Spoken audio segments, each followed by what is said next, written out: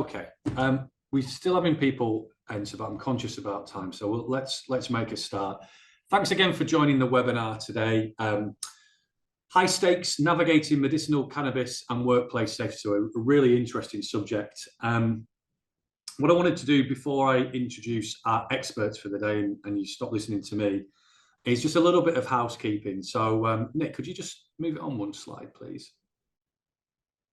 Fantastic. So recognizing that some of you might be new to our webinars, this might not be the first rodeo for a lot of you, but it's worth going back over this. Just some key points. The session is being recorded. We don't send out copies of the slides following this, but what we will do is the recording over the next day or so will be edited and uploaded to our YouTube channel. And anyone who's registered for the webinar, those of you who are actually on the webinar today, also people may have registered and not been able to make it, will receive a link to access this and all previous webinars as well. And we welcome you to share those with other team members and other colleagues as well as you deem fit. Now, just to put your mind at rest, we've got over 200 people registered for this, so you're not visible during the webinar, nor will you have the ability to for us to hear you. So feel free, sit back, enjoy your lunch, as you said on the slide there. We will have Q&A at the end. There is a chat function and a Q&A function if you hold your cursor down over the bottom of the screen. Feel free to add comments, to chat as we go through. It's really interesting to see your thoughts as we work through the webinar. And similarly, ask questions as we go through. We aim to have about 10 to 15 minutes, ideal at the end, sometimes more, to answer questions on this very interesting topic.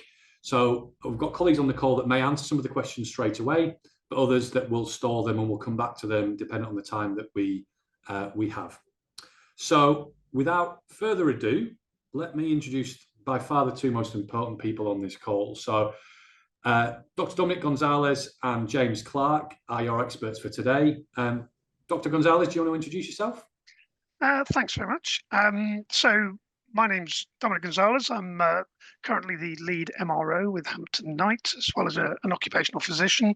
I've got quite a lot of experience in various different sectors and industries, and I've also worked as a prison doctor, so I've seen firsthand drug issues, so I'm familiar with them. So I lead a team of MROs who report on drug and alcohol test results, and occasionally I might, as an occupational physician, be asked to comment on somebody's fitness for work on medication that might impair them.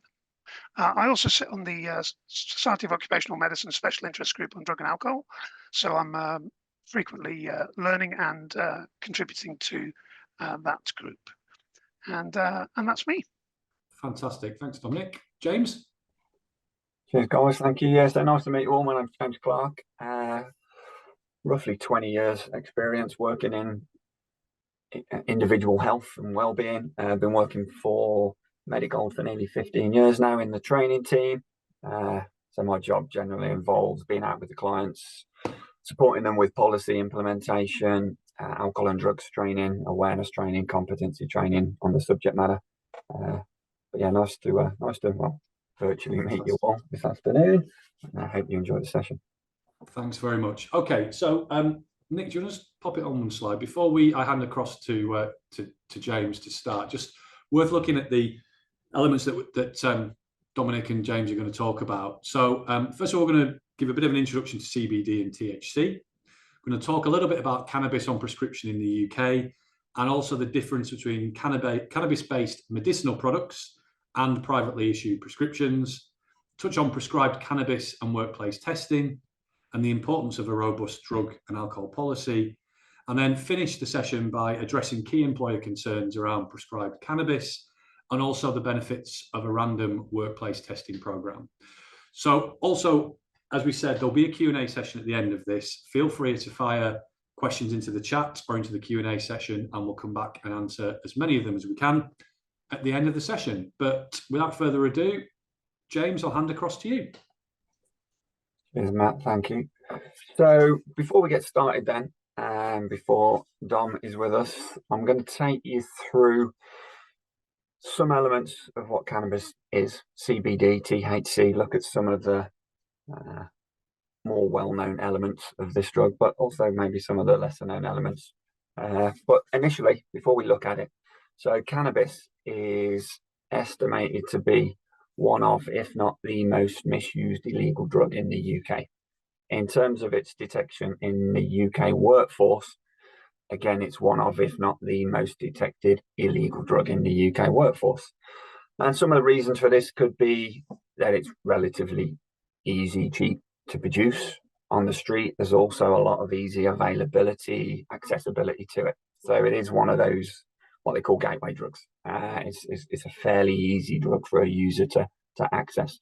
Even though it's illegal, it does have that availability, that accessibility on the street. And like I said, it's relatively cheap and easy to produce.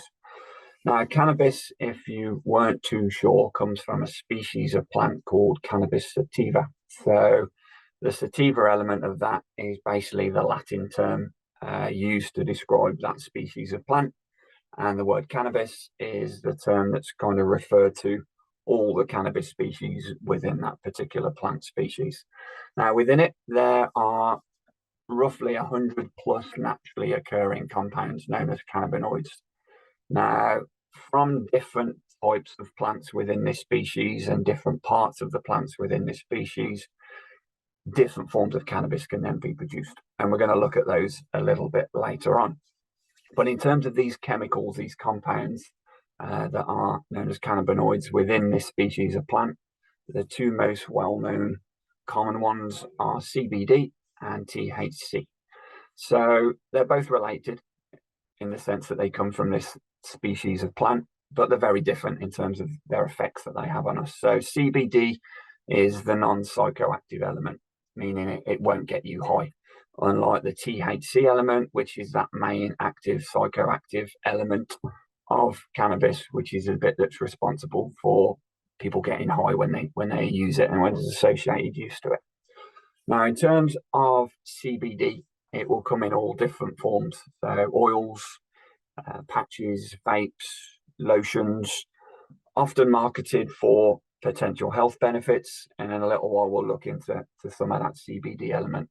Whereas the THC element comes in different forms, really. So you have things known as herbal, which is kind of your marijuanas, your weeds, hash, which is more of a resin, and then cannabis oils. Now, like I said, they will all have slightly different effects on the individual, and it will never be the same from one person to the next. And like I said, there is a lot more different compounds and chemicals within this species of plant. It's just CBD and THC are the more common ones that we know about. So first thing we're going to do, Nicole, if you just skip on one slide for me, we're going to have a look at the CBD element first. So in terms of CBD, this is one of those many hundreds of compounds within this species of plant.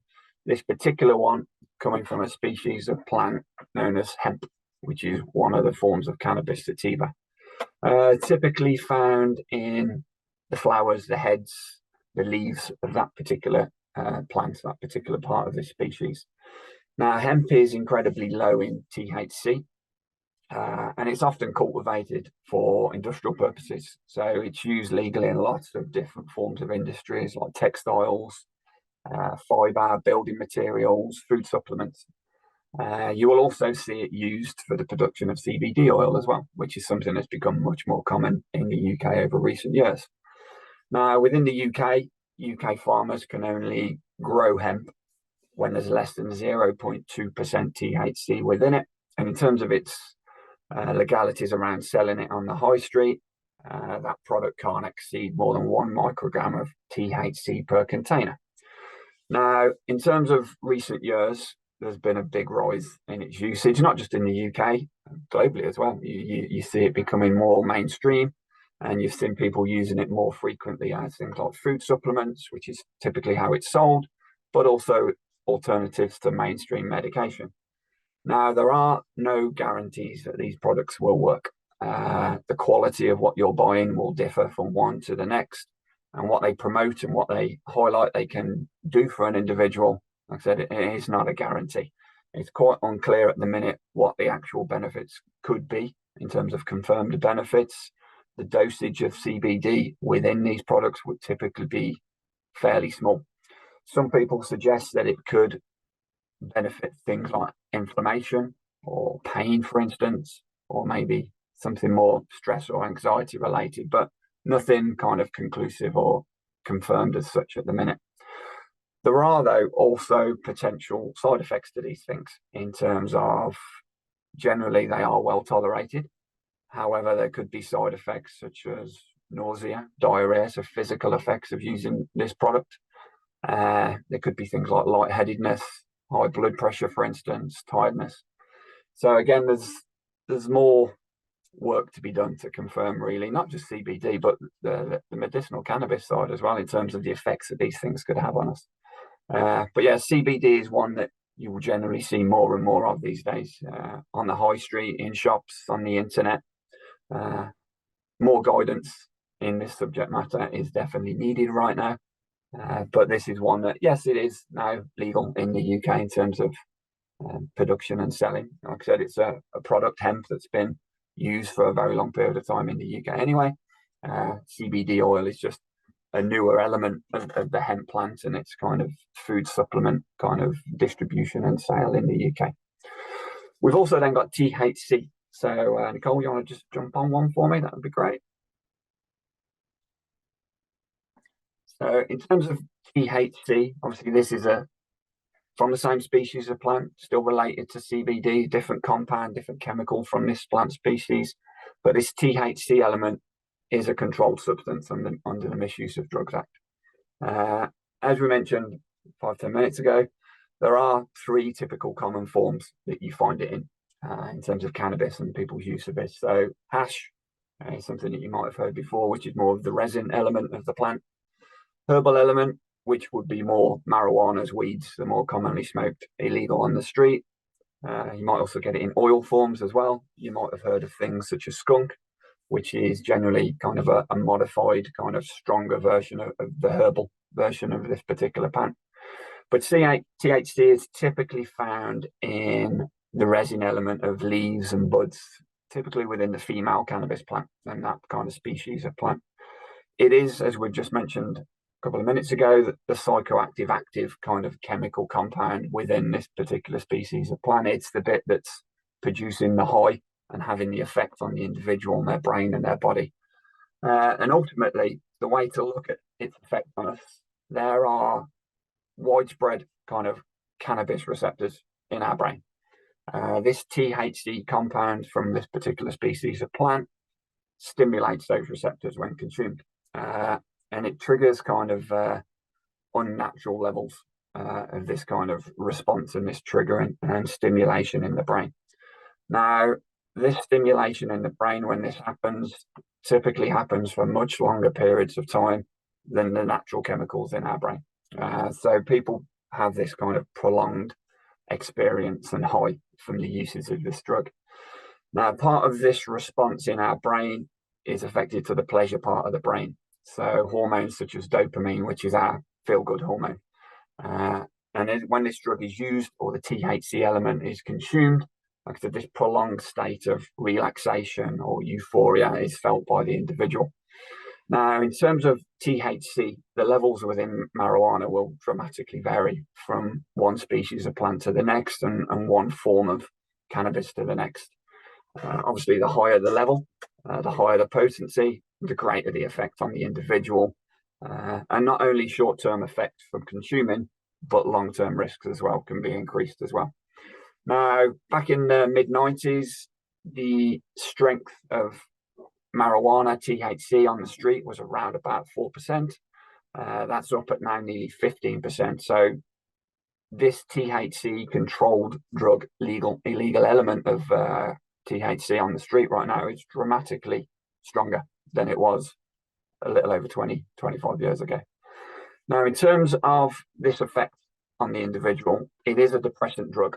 So it will have effect on the individual being slowed down, their brain, their body, central nervous system, etc., getting affected.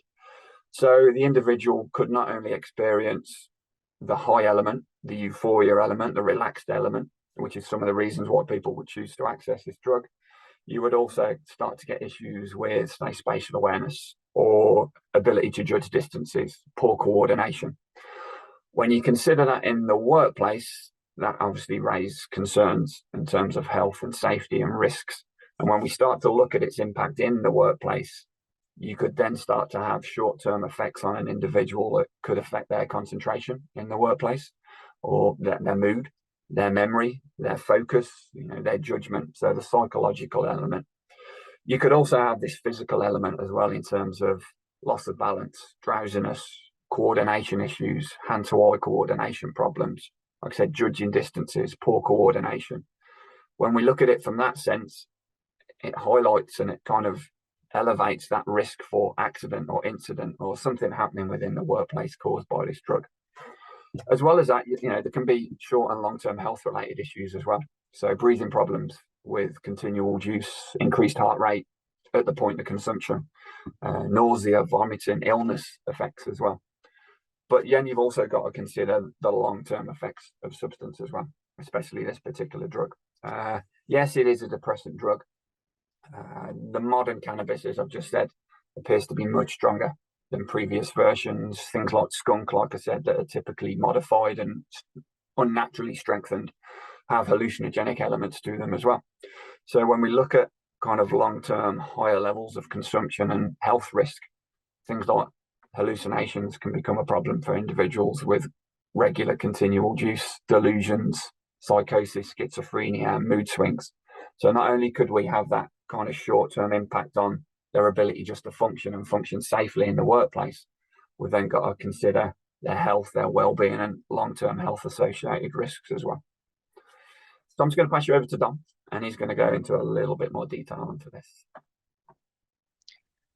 So, as I'm sure you all know, cannabis is being prescribed by doctors, and the terminology of these cannabis prescriptions is giving rise to a lot of confusion.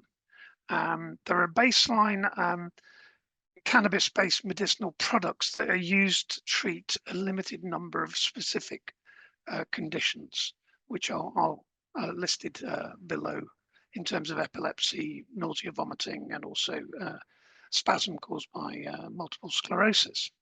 In addition to this, there's an ever-expanding marketplace, mostly privately, for prescribing cannabis off license, in other words, outside of these specific conditions.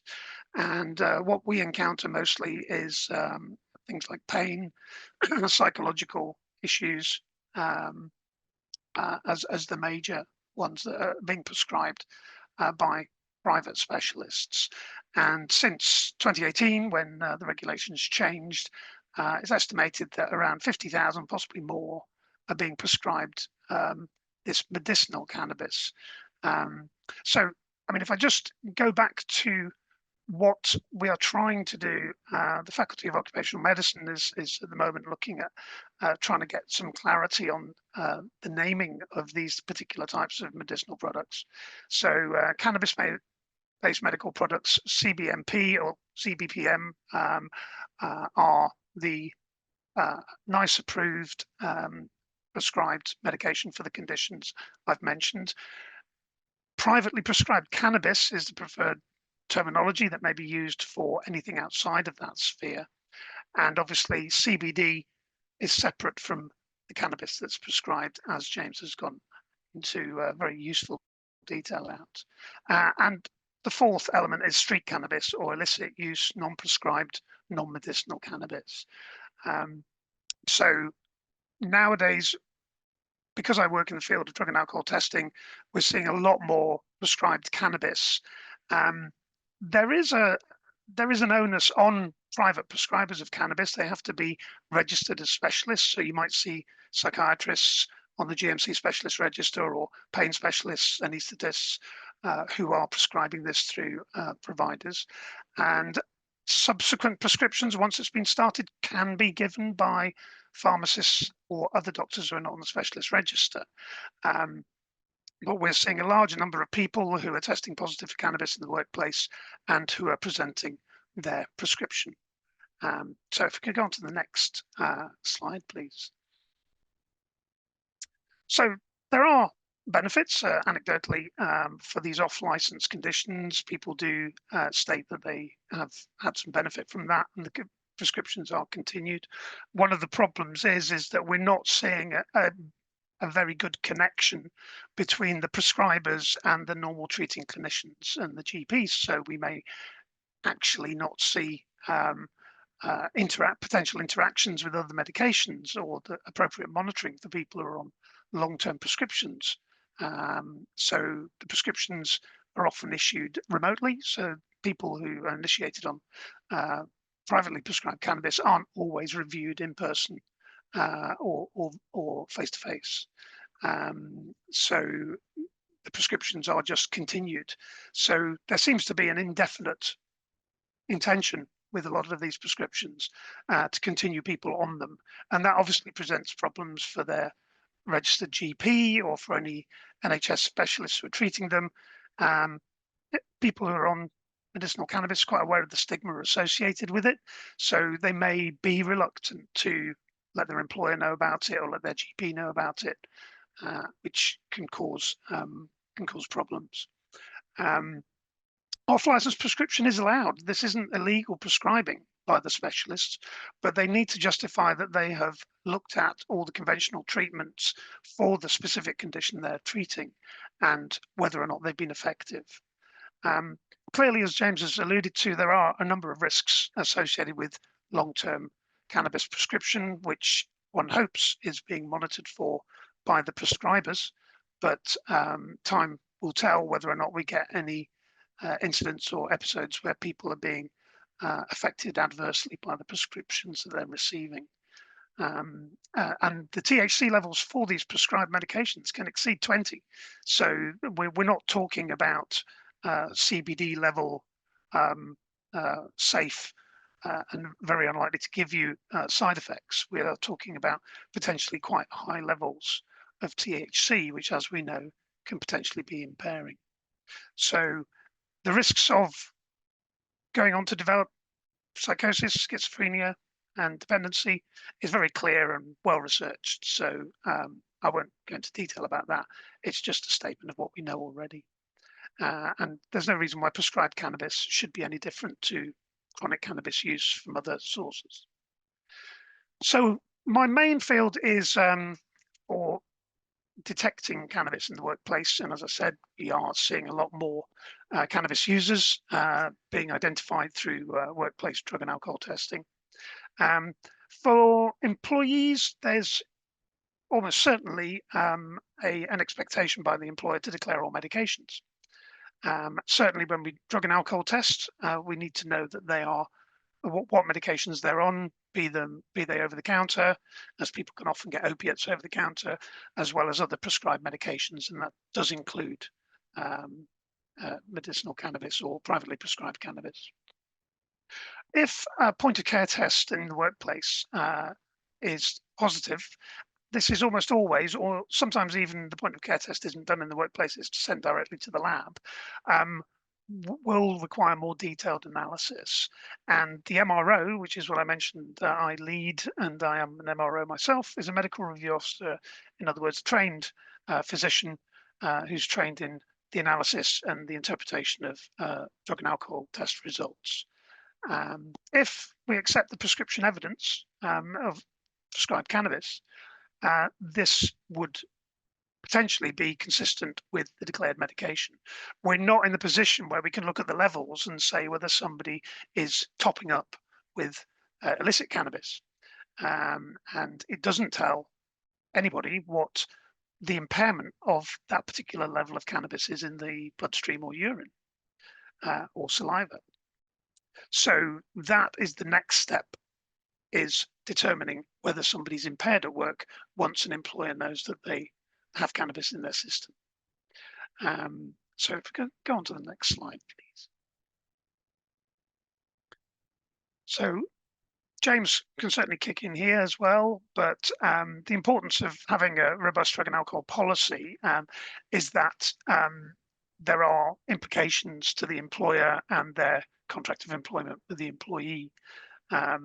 And also in terms of the industry or the role in which the employee is based, they will have obligations, especially in safety critical roles, to not be impaired by any treatment that they're receiving. Testing methods and frequencies of testing need to be detailed in drug and alcohol policies, which I'm sure James will provide more detail on. Prescription cannabis is still a prescription and needs to be declared. If it's not declared, then that is basically not allowed to be considered as in a positive or a non-negative, I should say, drug and alcohol result. So it is important that the collection officer who's taking the sample from the individual in the workplace has written down and the employee has declared all the medications they have taken prior to the test. So other considerations about policies also need to include, discussions with employees and their unions, the industry sort of regulations revolving around safety critical work, equality issues as well. This causes a lot of confusion for employers about whether allowing people to use cannabis in the workplace is a reasonable adjustment, or whether they're allowed to store the cannabis on site, and if so, where, because there are legal implications for the employer as well as the employee. And also if people are employed as drivers. So we'll go on to that in due course. I don't know if there's anything else you wanted to add about the policy, James?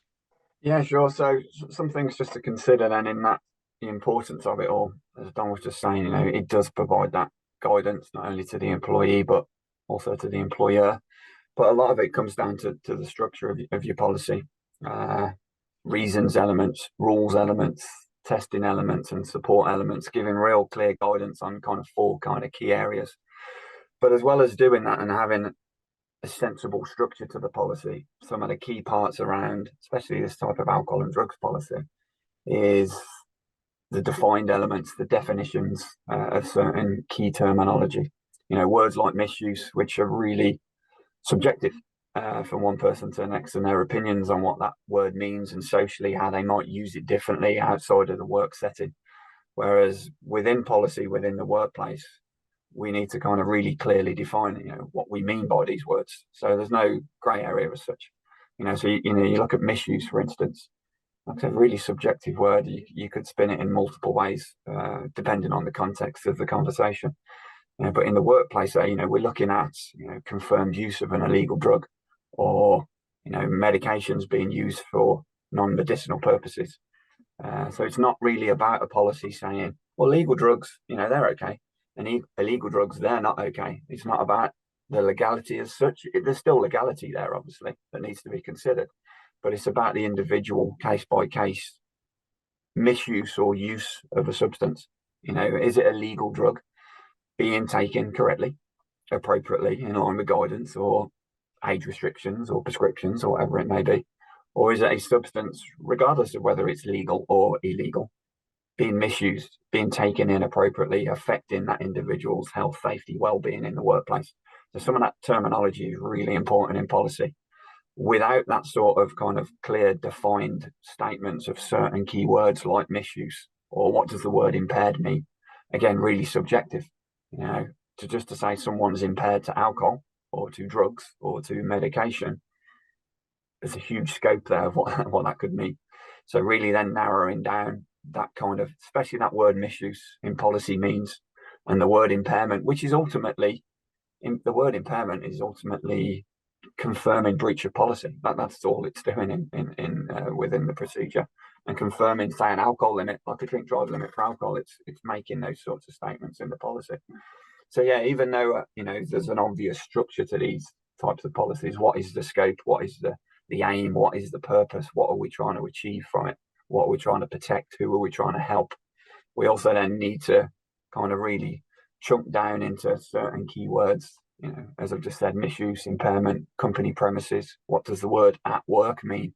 So there's no grey area around it. Because like I said, socially, privately, very subjective words that we could all twist in different ways. So yes, needs a good structure to it, but it needs that kind of real clear definition as well. And as Don was just alluding to as well, the testing elements, the support elements, you know, to have a policy that sets rules and guidance and regulations around what we should or shouldn't be doing in the workplace, we have to consider addiction. We have to consider the fact that there will be some people that are struggling with legal and illegal substances, and they will have a job, and they will work for somebody somewhere in the UK.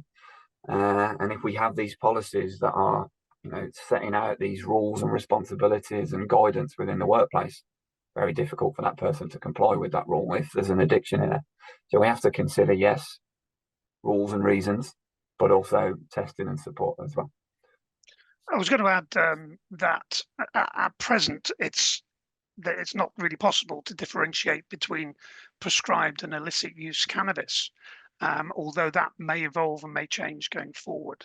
And any policy needs to bear that in mind, as well as react promptly to any changes in regulation. I know there's a UK government consultation in place at the moment for anyone to respond to. Sorry, I'm saying it's in place. It closed on the 17th of October, but it was really about cannabis-based products for medicinal uses, and was aiming to get both healthcare professionals, cannabis users, people across the board, employers, to contribute to the government consultation. So I know the Society of Occupational Medicine has contributed with quite a lot of detail in that, which I can go into later. So yes, talking about employers, obviously the main concern of an employer, if people are prescribed cannabis, or if they're identified as using cannabis or being prescribed cannabis through drug and alcohol testing, is whether they're impaired. Now, there's a lot of research on this, notably from Canada, where cannabis has been legal for a lot longer than here, or prescription cannabis. And there was, at the end of 2024, a position statement from the Alcohol, Drugs and Impairment Division and the National Safety Council in Canada, which basically said that it was very difficult to determine the level of impairment based upon a blood test or a urine test, as the levels did not always correlate with the degree of impairment.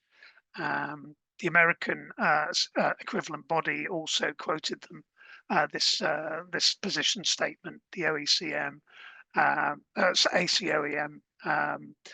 in America, to say that any cannabis use was really incompatible with safety sensitive or safety critical work. So I think it's very difficult to predict impairment.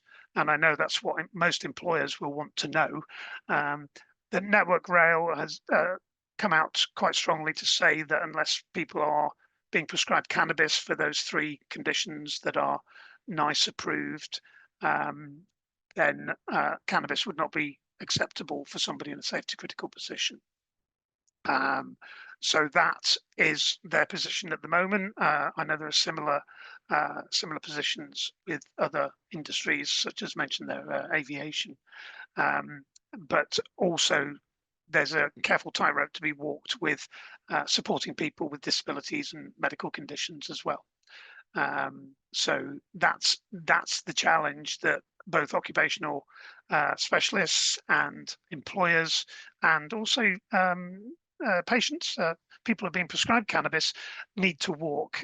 Regulators are now looking at this quite carefully, and one of the comments from the Society of Occupational Medicine for the consultation, I believe, was about getting some cohesion between all of these different relevant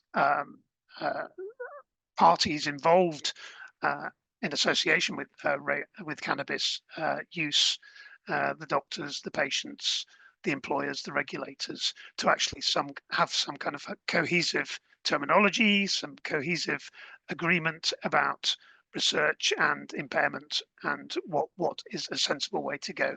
And we do have, fortunately, the experience of other countries to lean on. But at the moment, I think we've all probably been taken a little bit by surprise by the rapid expansion of cannabis issues, or identification of people using cannabis in the workplace. So I mentioned earlier detection of illicit cannabis. This may change, but certainly there isn't at the moment a test to determine whether illicit cannabis is being used as well as prescribed cannabis. We do look at the Delta 9 version of THC, which is the more psychoactive component. Delta 8 is considered the less psychoactive component, but even there's potential impairment from Delta 8 as well. But in due course, I believe that is being looked at, and that there may be some movement on that. Certainly, I think there's a lot of pressure in the industry, both in occupational health, regulators, politicians, to try and find an answer to this particular issue. I briefly mentioned storage of medication at work. Again, it's another challenge. Cannabis is a Schedule 2 substance, so that has in itself licensing and storage requirements on a legal basis. So there is a little bit of difficulty navigating that for employers and for employees who are potentially wanting to use their medication at work. Vaping obviously presents quite a challenge because of the cannabis smell, which employers might not be happy about in the workplace, as well as the potential impairment of those medications on a temporary or intermediate term basis. So if we go on to the next slide, please.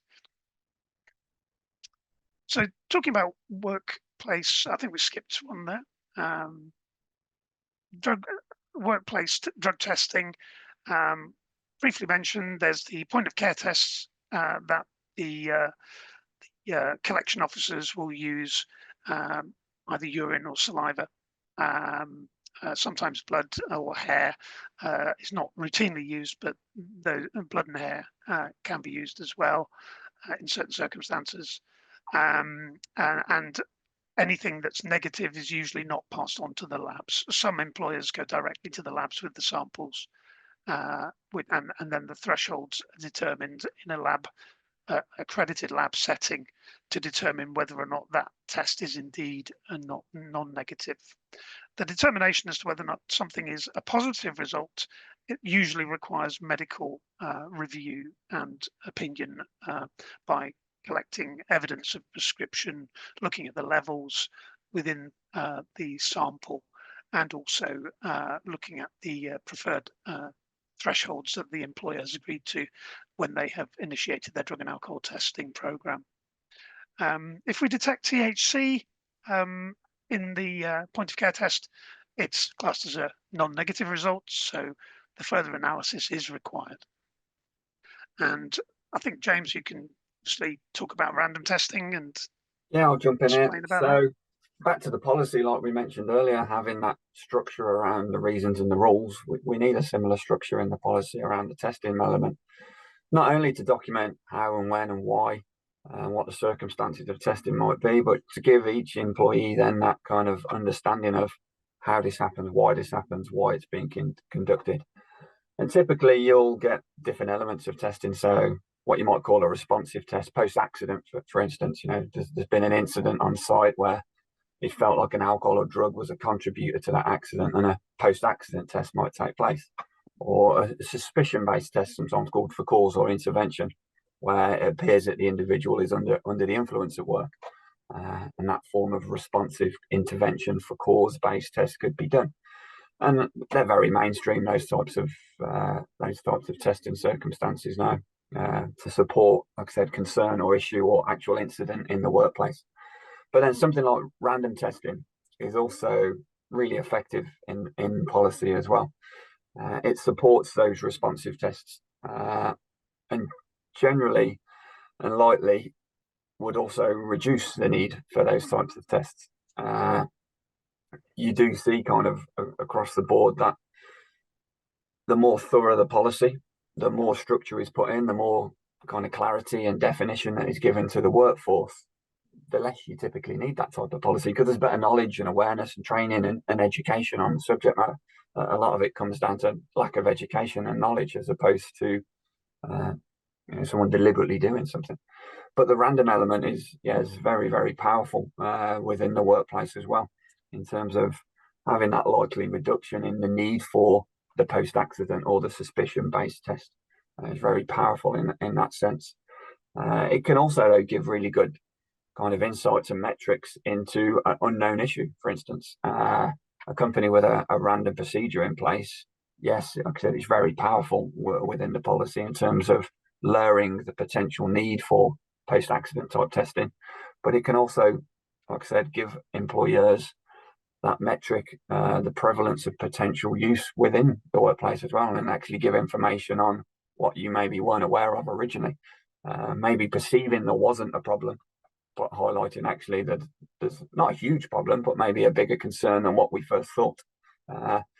When you look at some of the failure rates, and I won't bore you too much with the details, but when you look at kind of frequency rates in terms of how frequent each drug group appears on positive testing, you look at some of the failure rates for certain drug groups, and they're down in kind of the 1-2% frequency rate. And what I mean by that is, for every X amount of positive confirmed failures, how frequently do we find each kind of drug group?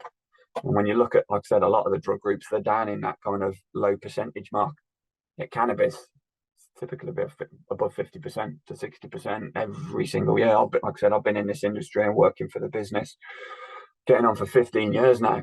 And I don't think I've really ever seen the cannabis frequency positive failure rate below 50% in all those years. Whereas speed, ecstasy, amphetamines, 1%, 2%, really low frequency rate. But cannabis, yeah, incredibly high, year on year, to be fair.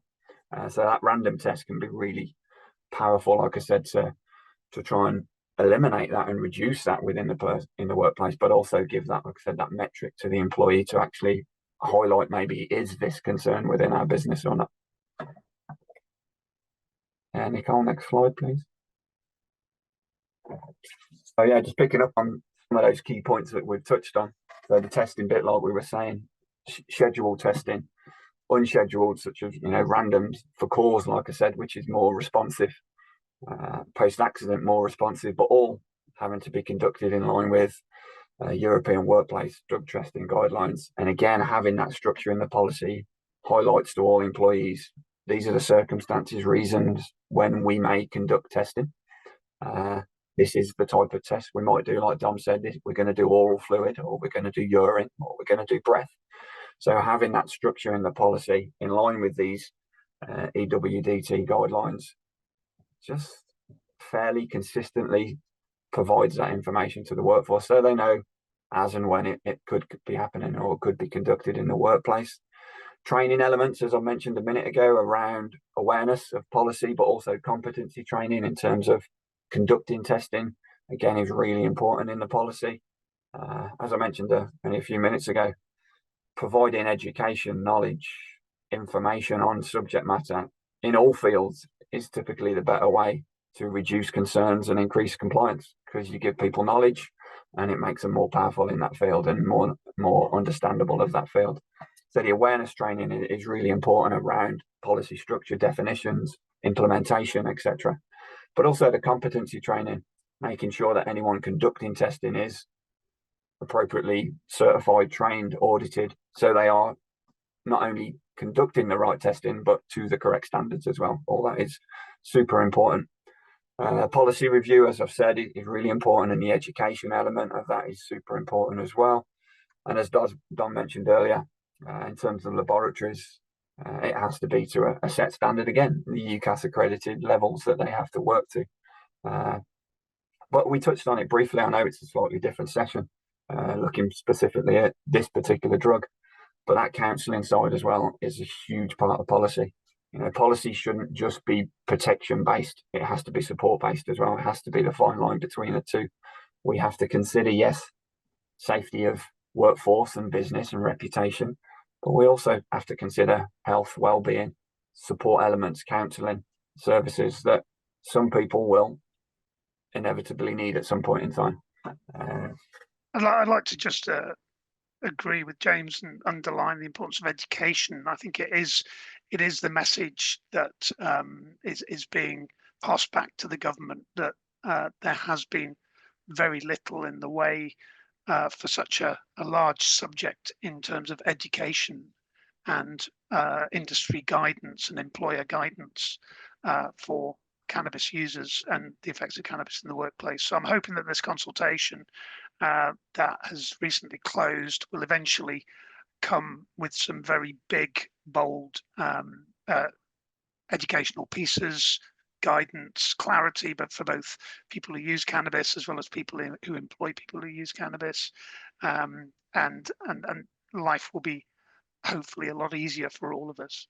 But in the meantime, obviously, if any employers are concerned about impairment, then that's what occupational health clinicians are there for. They can understand the job, they can understand the the challenges and medical conditions and speak to employees confidentially about them. So it's really important that we separate drug and alcohol testing and identification of cannabis within the body fluids of the individual and whether or not they are impaired. But in terms of the Canadian and American opinions that I mentioned earlier, it's very clear that it's very, very hard to determine whether two people with identical levels of cannabis in their system are equally impaired and how long you can be without cannabis in your system for before you become unimpaired. So this is a real challenge both for governments and clinicians, labs, occupational health doctors like myself. So we need to look at individuals individually in terms of their impairment, their role, their conditions.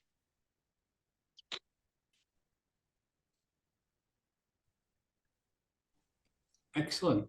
Thank you very much, Dominic and Jim. I must say, I've never seen the chat so lively, and it's safe to say we're not going to have a chance to answer all the questions that have been asked, of which there are lots and lots, some really interesting things.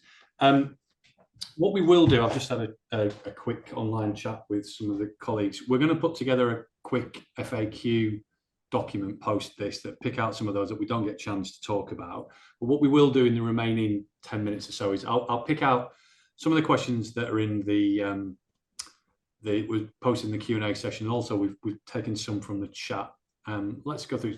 I'm looking at these as we go. Some of these actually, the first couple, Dominic, are related to that principle of impairment, legal levels versus impairment, and I think that's something that we'll maybe pick up in the F&Q. It's a large subject, so yeah, I mean, I understand that that's going to be the main question, but the answer is going to be we just don't know.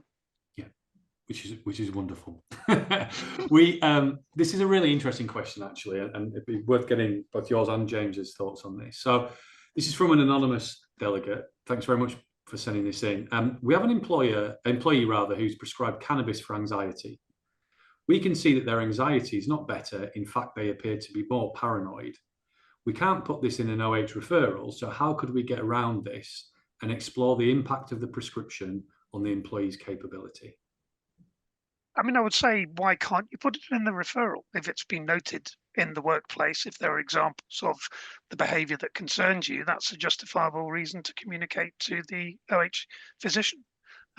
So I think you should be upfront with the colleague about your health concerns and explore with them the possible benefits to them of having an OH referral in terms of dealing with confidential issues with the doctor, potentially communicating to the GP or to the person who's prescribing medicinal cannabis, and obviously assessing the underlying condition of the anxiety, which may be, as they've said, maybe not being adequately treated.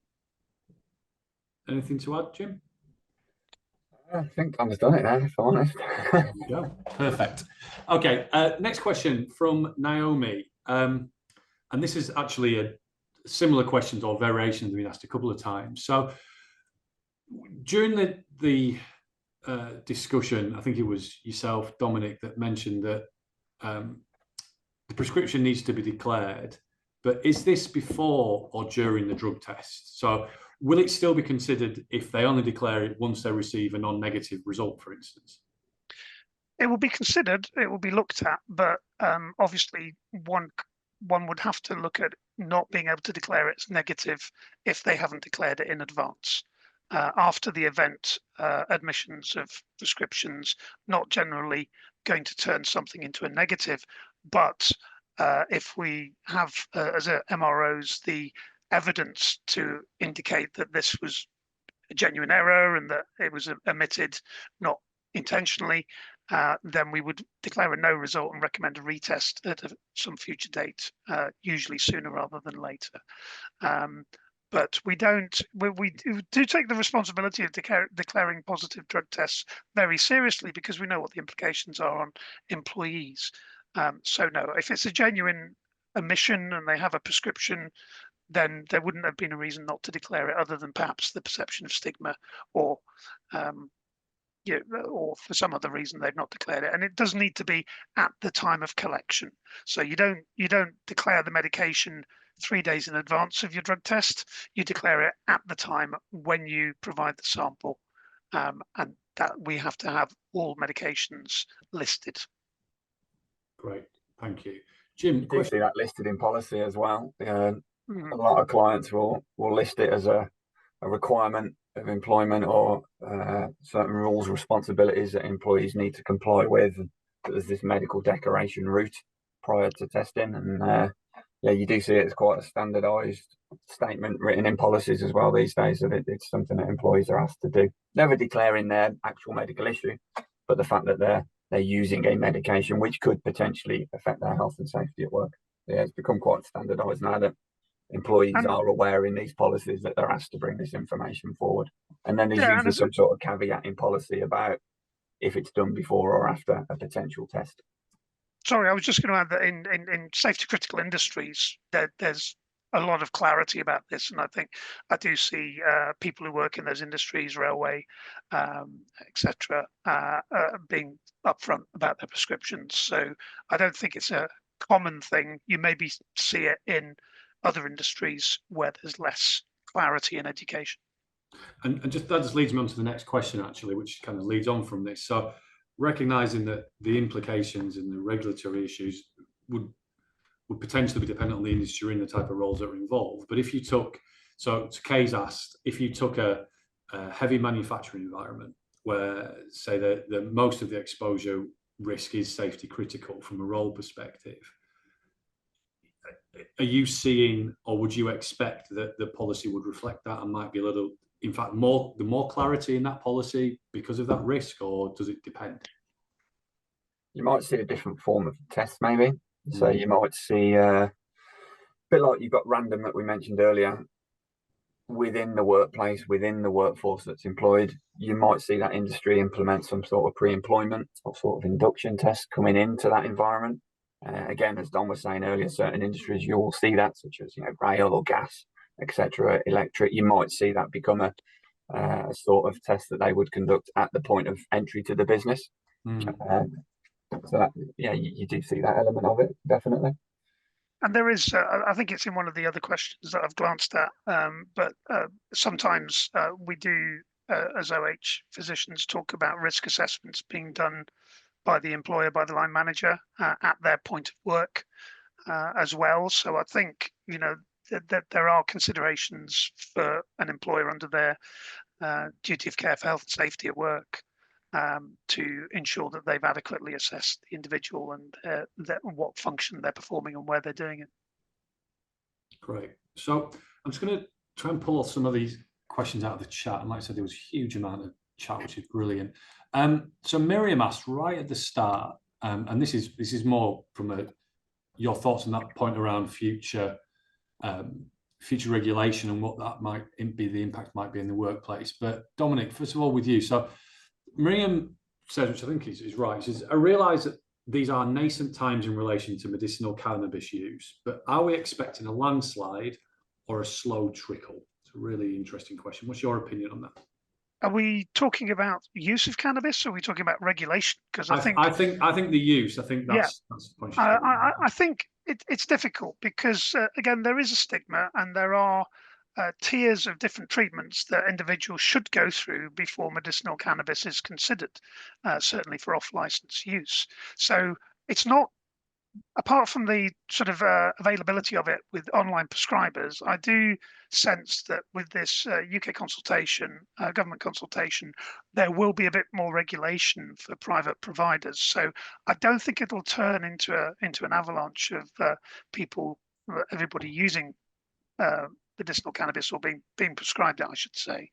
But with education and with more robust regulation and employer policies, I think people will maybe think carefully about whether they're going to go onto a long-term prescription for medicinal cannabis when there are less controversial alternatives. So it's difficult to say what's going to happen, but we've seen what's happened in the last few years. I don't see that slowing down immediately, but I think once regulation and once there is some clarity, and the other difficulty we have, of course, is a lot of the prescribing that's done for these conditions isn't thoroughly researched. So before anything is prescribed on the NHS, one has to get peer-based research and have it properly identified as an effective treatment with placebo control test groups, whereas what we're saying now for offline prescribing is almost anecdotal about its efficacy for certain conditions.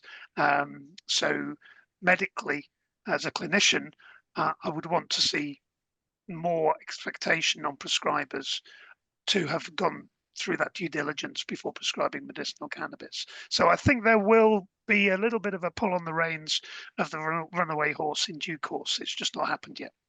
Great. And Jim, from your perspective, obviously, when you're looking to build awareness and help organisations build policy, which is a key part of your role, are you seeing a bigger increase or interest in medicinal cannabis or the risks thereof, would you say? You're getting asked more questions about it, should I say, in awareness training. Purely, as Dom just said, because everything else we're already knowledgeable about, because this one, it isn't concrete, it's not black and white, it's not a line of bullet points at the minute, it's not that clarified or defined yet or guided. I think we're getting more questions, not because of concern, but because we don't know. We're not sure. Whereas, I know it's legal and it's completely different. You look at alcohol, it's easy to understand. The laws around it are easy to understand. Policy around it is easy to understand. And I think that just comes back to, as Dom was just saying, research. Yeah, the research and the guidance and the confirmed. There's lots of evidence this is what with we alcohol. know, isn't there? Yeah, everything else is there. Medication that's already in place, as Dom was just saying, placebo groups, trials, it's already been done on that particular med, so we know that one. It's just that this one it's not, I think, because it's not new and it's been around for years, i.e. cannabis. You think we'd know more about it by now, but in terms of this element, it's right at the beginning. We're learning. Research has been hampered by its legal status, of course, so it's made it more difficult. So it may be that the government will look at that to loosening that to allow more research before providing robust guidance about what conditions it's suitable for. Great. Thank you very much for that. And just before we finish, we've got time for one very quick question. And this is specifically related to, I suppose, what could happen. So the question came from Chris: how quickly can Medigold get to site to do a test following an accident as part of an investigation? But I suppose I'd open that out to best practice. What would you expect in that kind of incident? So, Jim, we come to you first of all. Yeah, so with clients, our personal KPI with clients is a 2-hour maximum limit anywhere in the UK. High 90% percentages, we arrive within 60 minutes. We have the biggest UK field of workplace testers now, being able to respond to calls when they come in. But yeah, our KPI limit with clients is 2 hours, but we're typically much quicker than that, within 30 to 60 minutes in some cases, and we're on site. And you've always got that ability, as well as, there's going to be locations which are just way out of the remit of achieving that sort of KPI. So as we said earlier, with competency training, there's not only the resource to use our collection network, but there's the ability to have competently trained certified testers within businesses as well. Having your own testers certified to deal with those kind of real difficult locations to get to. I won't name the business, but we've got one that's so remote, I can't get there in a day's drive, let alone 2 hours. So we'd have to train people within that facility. But yeah, we have, like I said, the UK's biggest service provider now in that sense. So yeah, we can get to you very quickly, or we can support you with putting people in location. Excellent. Thank you very much for that, Jim. And thank you, both of you, for what has been a hugely interesting topic. I think, just like I said, the volume of questions and chat that's going on has been, well, I've never seen it before, for sure, which is great. So as I said, a couple of things that will happen. So apologies for those that we've not managed to answer the questions. And we'll try over the next couple of days, try and group together. There's a lot of commonality across some of the themes and topics, and try and come back out with a standardized FAQ as soon as we can. But what we will do very shortly is, as we said, we won't be sending out slides following this, but anyone who's registered, including those who haven't managed to attend the live session today, will be uploading this webinar to our YouTube channel, where all of our webinars, we tend to, if you're new to this, we do probably at least one a month, if not more in certain cases, across a whole range of OH and wellbeing topics. So you'll have the ability to access those and any other webinar, and we'd welcome you to share those amongst colleagues and friends and anyone else you think that might be of interest. But we are just a little bit over time, but thanks again to Dominic, to Jim, and obviously to all of you for attending, and we hope to see you again very, very soon. Thanks very much.